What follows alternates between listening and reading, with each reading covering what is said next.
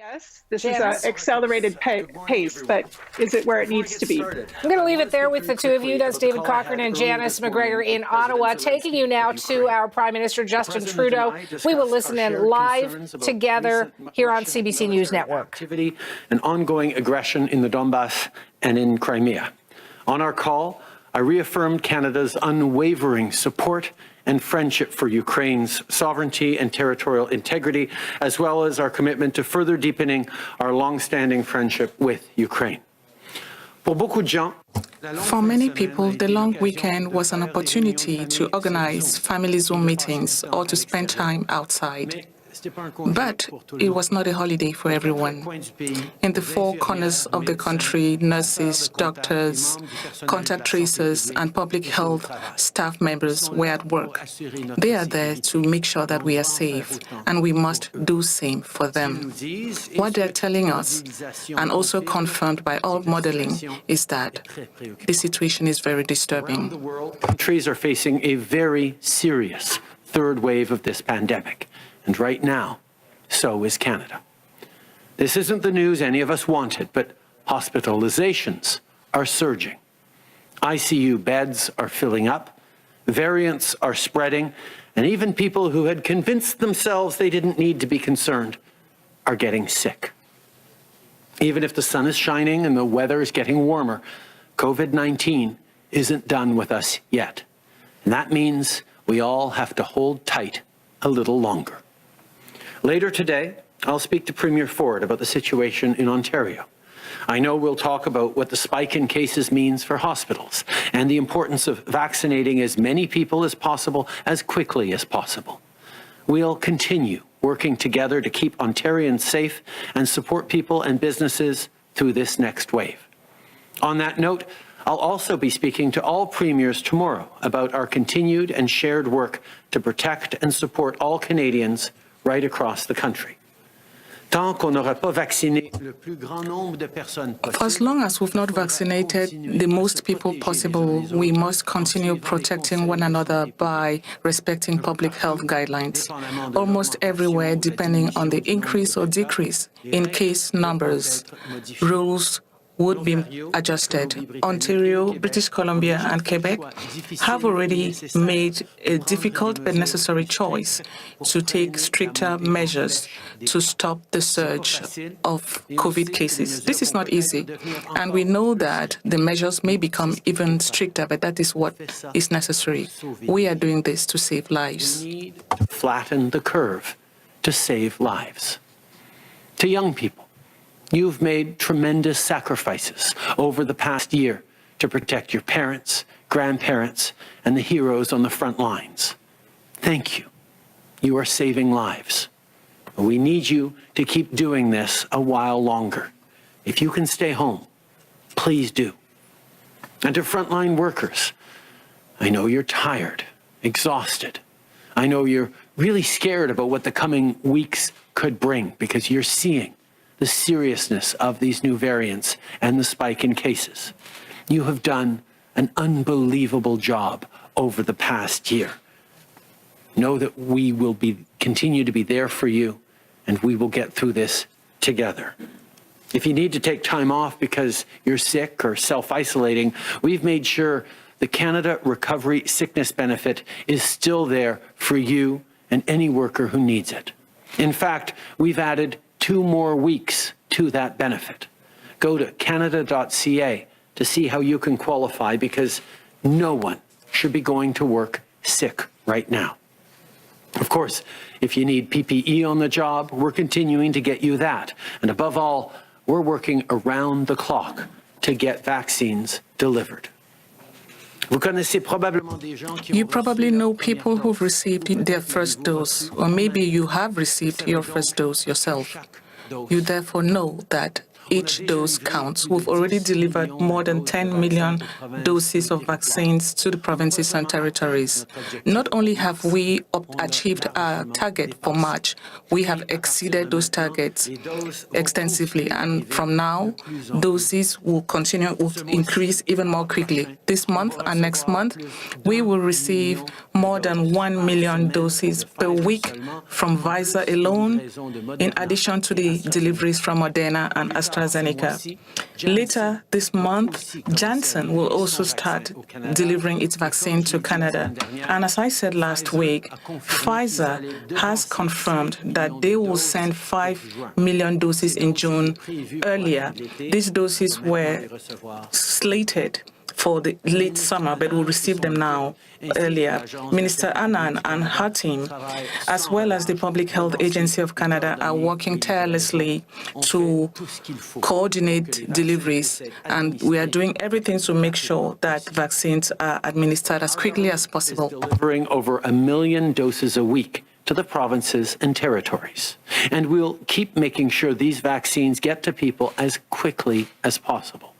As Deputy Prime Minister Freeland announced, we're providing additional support to the provinces and territories for their pressing needs on vaccine rollout. The federal government has paid for the vaccines, and we're happy to continue to help with more resources as needed. Because this is no time to go back and forth over who should pay for what. This is the time to do everything we can together to get as many people vaccinated as soon as possible. From day one, beating COVID-19 has been a Team Canada effort. Last summer, we delivered $19 billion through the Safe Restart Agreement to support the provinces and territories on what Canadians needed to get through this crisis. That money has helped with everything from additional staff at seniors' homes in Alberta, to modeling in BC to help keep communities safe, to mobile testing in Nova Scotia to reach rural areas. Today, we're delivering on the final installment for that Safe Restart Agreement. Our priority is for funding to go where it's needed most, whether it's for patients in hospitals, PPE for essential workers, or COVID-19 testing and screening for people on the front lines. Just like the first investment, the $700 million investment announced today under the Safe Restart Agreement will help ensure the safety of people and help families and small businesses overcome this pandemic. The money invested in Canada to fight this pandemic, of the $10 comes from the federal government. We want to help people overcome the crisis and make sure that our country is well positioned to build back better. Before I end this morning, I want to take a moment to recognize that this will be an especially difficult day for a lot of people. It's now been 3 years since the terrible Humboldt Broncos crash. Today, we remember 16 people taken from us much too soon. And as we do, we stand with the families, friends, and teammates whose lives were changed forever. To people grieving across the country, we're thinking of you. I can only imagine how hard it is for you not to be able to gather on this day.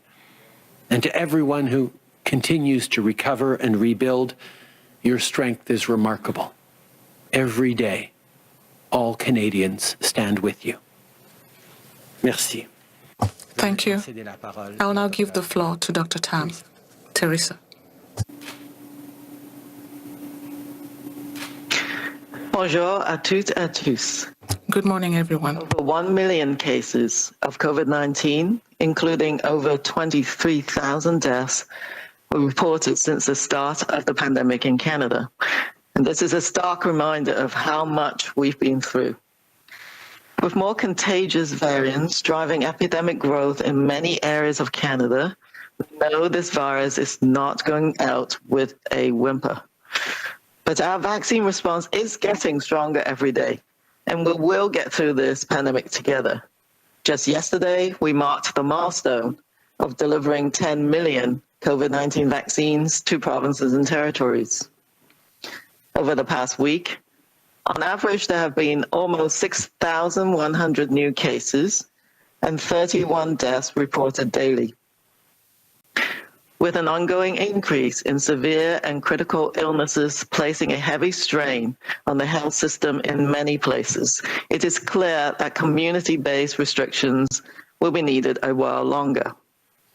Last week, an average of almost 2,400 people with COVID-19 were being treated in our hospitals each day, representing a 4% increase over the previous week. This includes over 780 people in intensive care units, which is a weekly increase of 18%. With increasing rates of infection, we are seeing a greater number of younger adults with COVID-19 being treated in hospital. This is a reminder that COVID-19 can impact people of all ages, and severe illness can occur at any age. Variants of concern are contributing to the current resurgence. The B.1.1.7 variant is known to cause more severe illness and increase the risk of death. Of the over 15,000 variants of concern cases reported to date across Canada, the B.1.1.7 variant continues to account for over 90% and has likely replaced the original virus in some locations. A significant increase in the number of cases of the P1 variant is also cause for concern. Cases due to this variant rose from about 460 cases a week ago to now 857 cases reported in Canada, with the majority of these reported by British Columbia and Ontario to date. Early evidence suggests that the P1 variant may reduce the effectiveness of vaccines, making it even more important to control its spread. With variants of concern posing new challenges in different locations across the country, now is not the time to travel across the regions for recreational reasons. Limit your travel to essential trips only to do your part to stop spread. Tomorrow marks World Health Day, bringing attention to a specific health concern common to many people around the world. This year's theme, Building a Fairer, Healthier World, serves to remind us of the inequitable impact that COVID-19 has had for many people in Canada and around the world. It also challenges us to ensure that our pandemic response prioritizes interventions that will support good health and safe recovery. Building in actions to address inequities in our response makes us stronger and more united. I know that we're all tired and looking forward for a break, but now is not the time to let down our guard or travel for recreational purposes. Please continue to follow local public health recommendations, stick to the safer habits we've learned, and get a vaccine when it's your turn. The bottom line is no one is protected until everyone is protected. Thank you. Bonjour à toutes et à tous. Good morning, everyone. Over 1 million cases of COVID-19, including over 23,000 deaths reported since the start of the pandemic in Canada, is a stark reminder of how much we've been through. With more contagious variants driving epidemic growth in many areas of Canada, we know this virus is not going out with a whimper. But our vaccine response is getting stronger every day, and we will get through this pandemic together. Just yesterday, we marked the milestone of delivering 10 million COVID-19 vaccines to provinces and territories. Over the past week, on average, there have been almost 6,100 new cases and 31 deaths reported daily, with an ongoing increase in severe and critical illnesses, placing a heavy strain on the health system in many places. It is clear community-based restrictions will be needed a while longer. Last week, an average of almost... There is an internet problem with Dr. No. Interpretation will resume when the sound resumes.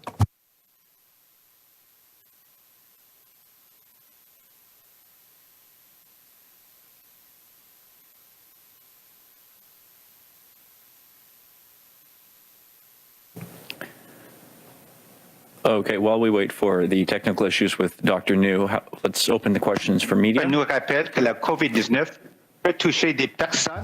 COVID-19 can affect people of all ages, and people of every age can be severely ill. Variants of concern are contributing to the current resurgence. The B variant is known to cause many severe illness and increase the risk of death. Of the over 15,000 variants of concern cases reported to date across Canada, the B117 variant continues to account for over 90% and has likely replaced the original virus in many locations. A significant increase in the number of cases of the P1 variant is also cause for concern. Cases due to this variant rose from about 460 cases a week ago to now 857 cases reported in Canada, with the majority of these cases reported by British Columbia and Ontario to date. Early evidence suggests the P1 variant may reduce the effectiveness of vaccines, making it even more important to control its spread. With variants of concern posing new challenges in different locations across the country, now is not the time to travel across regions for recreational reasons. Limit your travel to essential trips only to do your part to stop spread. Tomorrow marks World Health Day, bringing attention to a specific health concern common to many people around the world. This year's theme, Building a Fairer, Healthier World, serves to remind us of the inequitable impact that COVID-19 has had for many people in Canada and across the world. It also challenges us to ensure that our pandemic response prioritizes interventions that will support good health and safe recovery. Building in actions to address inequities in our response makes us stronger and more united.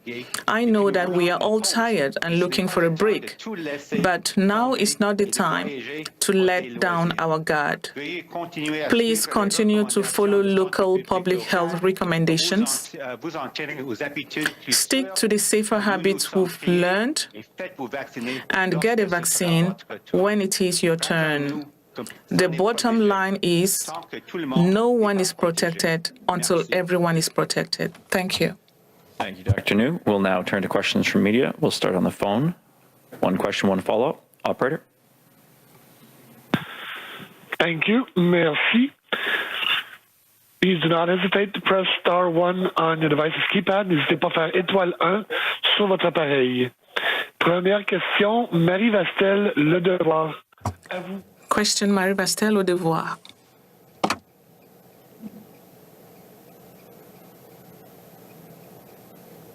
Marie Vastel? Oui, bonjour, vous m'entendez? Good morning, can you hear me? Je m'entends en écho, donc vous avez I am getting an echo. My question is for you, Mr. Trudeau. Maybe Minister Haidu may want to add. I would like to know what you have arrived at when it comes to the vaccine passport. In the United States, the CDC has changed its regulations recently for travel, saying that people who have not been completely vaccinated will still be at risk. There's lots of problems at the borders. We have family members who've been separated and also businesses. So do you intend to relax the rules for those who are completely vaccinated, particularly for the United States, so that maybe vaccines should proceed quickly at the border? Answer. Thank you very much for your question. Many people are thinking of what they can do this summer, thinking about trips and family visits, but we are not yet there. We are still in the middle of a very serious third wave. People must be very careful in the upcoming weeks for us to flatten the curve. That is the main priority. Of course, we all hope to be able to reopen the borders so we can start traveling in the coming months. We shall continue working with our partners in the United States and elsewhere in the world to make sure that that is done the right way. We have already seen the importance of vaccines for international travel before the pandemic. It's going to be important, but when it comes to the details of what we've done, we are still working on them. But of course, as you said, it's not right away. We are going through a third wave, and we must continue hanging in there for a few more weeks so that we can really flatten the curve and allow that the vaccines that will arrive in millions in the coming weeks have an effect. Patty. Well, thank you very much. And the Prime Minister is absolutely right. Now is not the time for Canadians to be thinking about traveling as we worked so hard to flatten the curve. And we, thank the many, many Canadians who are sacrificing in ways that we see, in ways that we don't see. I'll just say that on the topic of vaccine passports for international travel, of course, we remain committed to having those conversations with our international partners, because however that conversation evolves, we want to make sure that Canadians have the right kinds of documentation for future travel. Yes, Marie. Thank you. I understand that it's not something that will be done tomorrow, but in other countries, progress has been made with vaccines. It's not really time for Canadians to travel, but some people have received 2 doses of the vaccine elsewhere and may want to come back here for business reasons or for personal reasons. Are you making progress on that front? Are rules going to be relaxed for people who want to come here if they are completely vaccinated? What do you intend to do with people who were vaccinated with a vaccine not approved in Canada? If people receive, for example, the Chinese or Russian vaccine elsewhere, these vaccines are not recognized in Canada. Will that be accepted as proof of vaccination when they come here?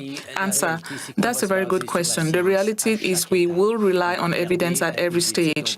We will continue looking at studies. We will continue working together with our partners like the United States, who may take some measures before us, but we will make sure that we do what is necessary to protect Canadians at every stage.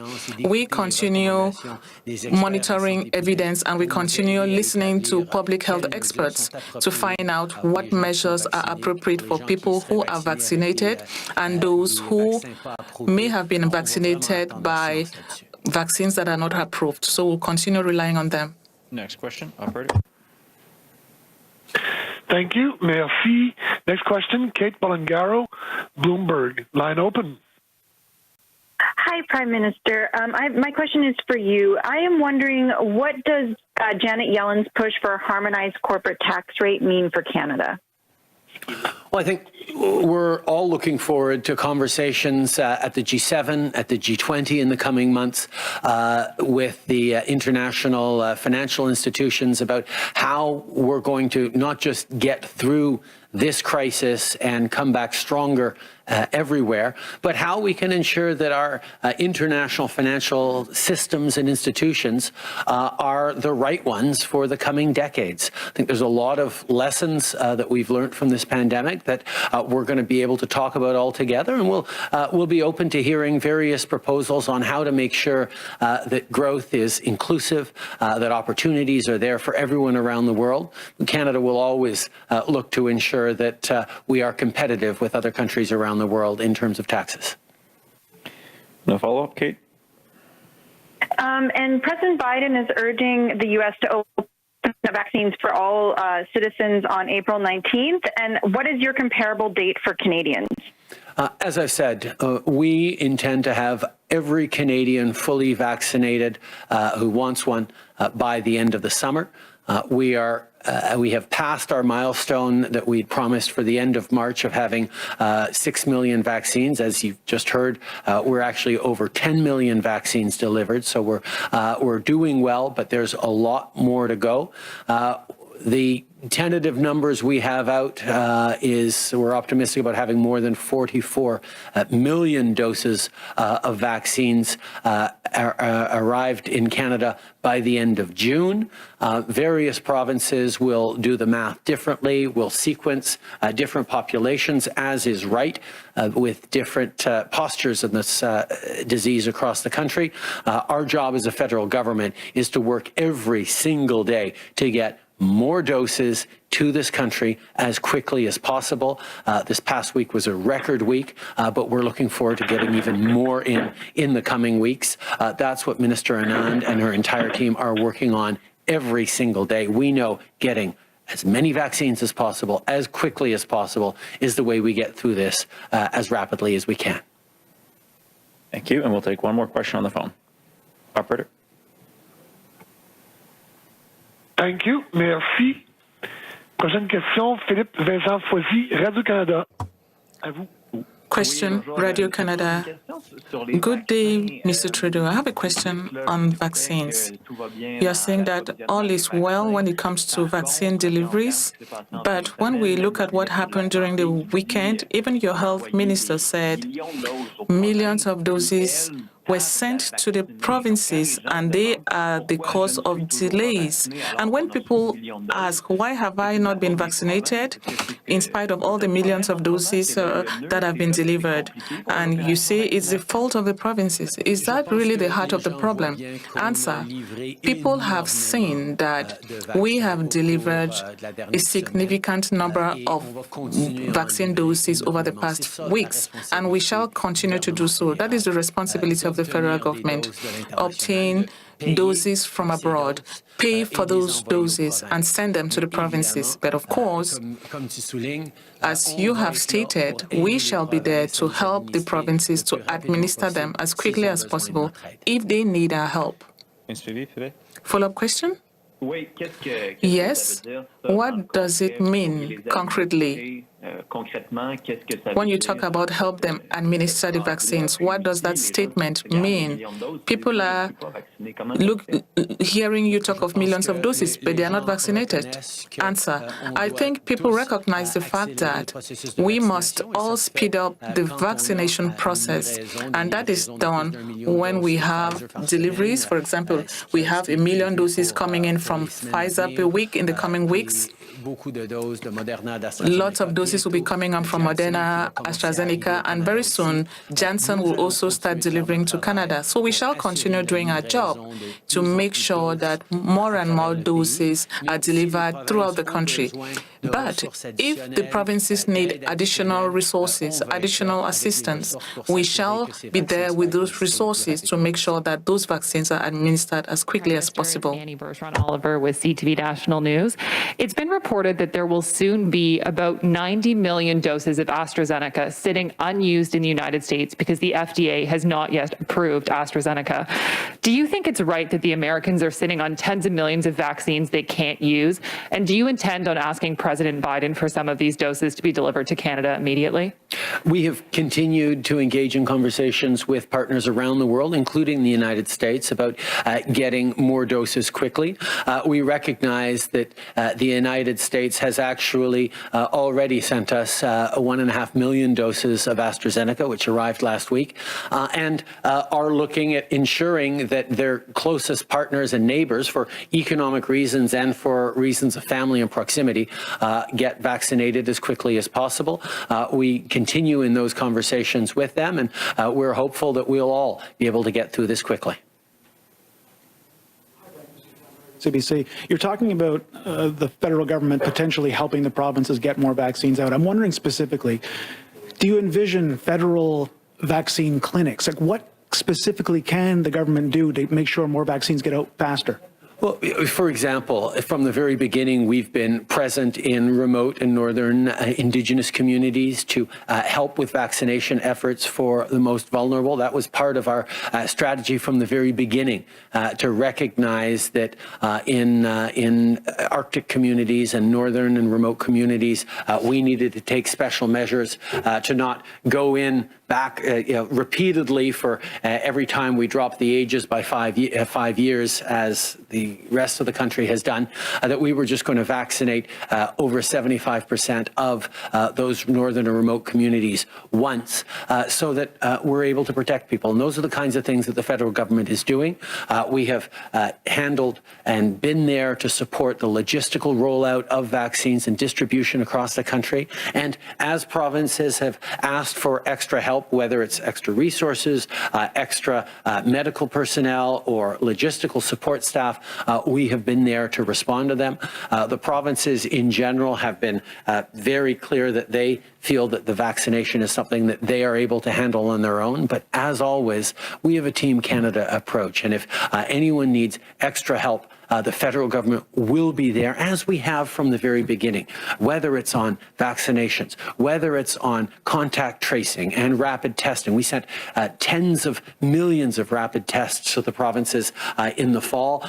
We're continuing to work with them on getting them rolled out, whether it's on direct support for businesses, for communities, for individuals, for families, for seniors, for youth people. The federal government has stepped up with 8 out of every $10 spent on recovery and support during this pandemic coming from the federal government. We will continue to be there to make it through this final wave, hopefully, as rapidly and as effectively as possible. Okay. Depuis les tout débuts. From the very beginning, the federal government has been there to help provinces overcome the pandemic. We still respect the jurisdictions of provinces. Some provinces said they did not need our help for vaccines to be administered to patients. But we shall, of course, be there to continue providing support where needed, just as we did in rural and northern communities. And as we will continue to do, with contact tracing, rapid testing, direct support to small businesses, health systems, families, and workers. We've been there right from the very beginning to help, and we shall continue being there once the provinces so request. But our priority is to make sure that the greatest number of vaccines possible are delivered as quickly as possible. And that is exactly what we're doing. Last week, we beat all records for vaccines delivered, but we know that there's still a lot of work to do, and we shall continue delivering those vaccines. The Ontario Premier later on today. Ontario and Ottawa have been pointing fingers at each other in terms of supply of vaccine, distribution of vaccine. And I'm just wondering, not just Ontario, other provinces as well. So how do you say there's a Team Canada approach to this when there's this level of sniping between the levels of government? Well, I think we're in a situation where everyone is exhausted, not just families, workers, small businesses, frontline workers, but also leaders. This has been a very, very long year. And as a federal government, we've not engaged in pointing fingers or laying blame or judging. We're not going to do that. We are there to help. I made a simple promise way back in the beginning of this pandemic that we would have people's backs. And that's what we've done. Have we done everything perfect? No, of course not.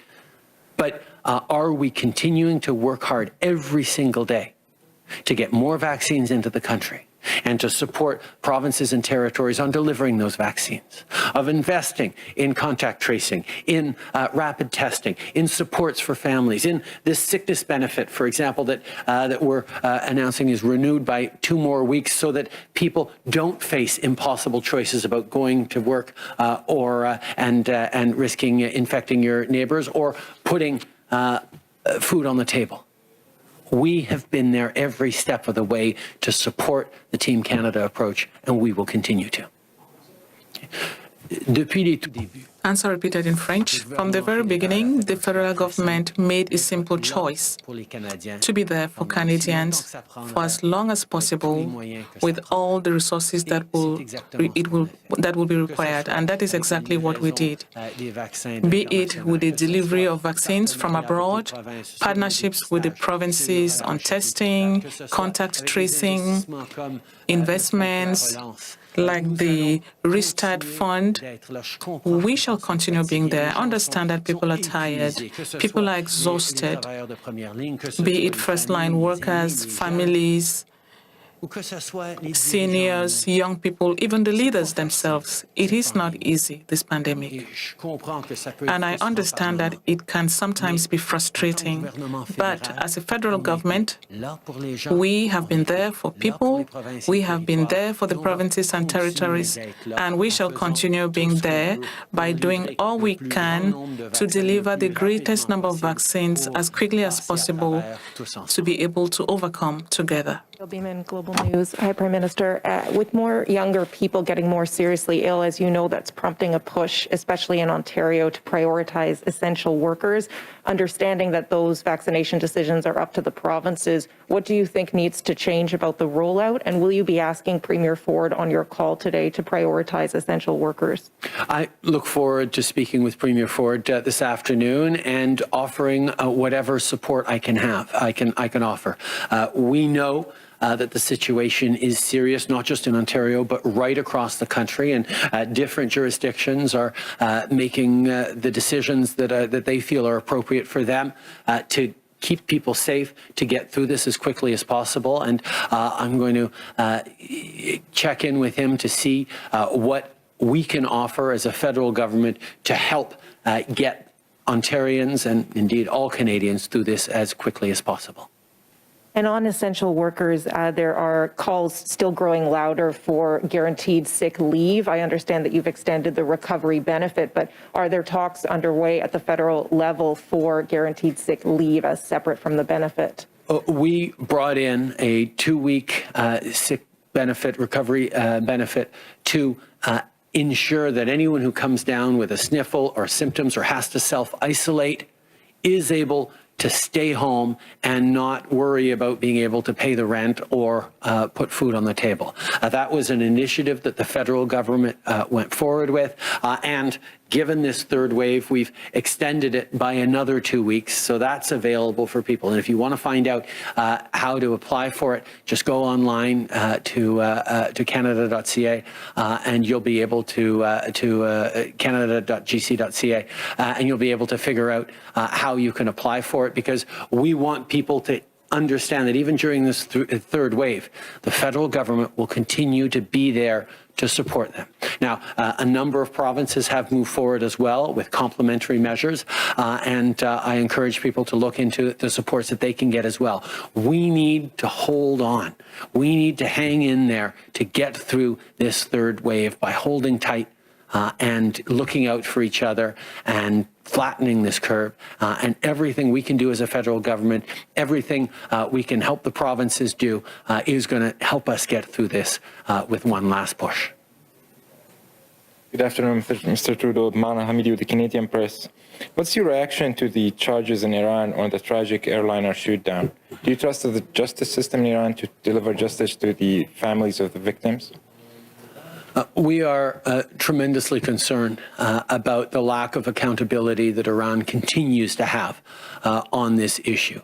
The lack of transparency, the lack of a full and total investigation means that Canada, along with our fellow countries in the International Contact Group, will continue to put pressure on Iran to deliver true accountability and justice, compensation for the families. I spoke this morning with President Zelensky about the ongoing criminal trial and got an update on that. We will continue to work with the international community, work to reform international aviation standards, and mostly work to make sure that the families that I had the opportunity to meet with and sit down with, who continue to be heartbroken and will for the rest of their lives on the losses of these loved ones, get closure, get compensation, and mostly get justice from Iran.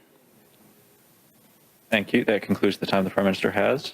The doctors and ministers will still be around for questions in just a moment.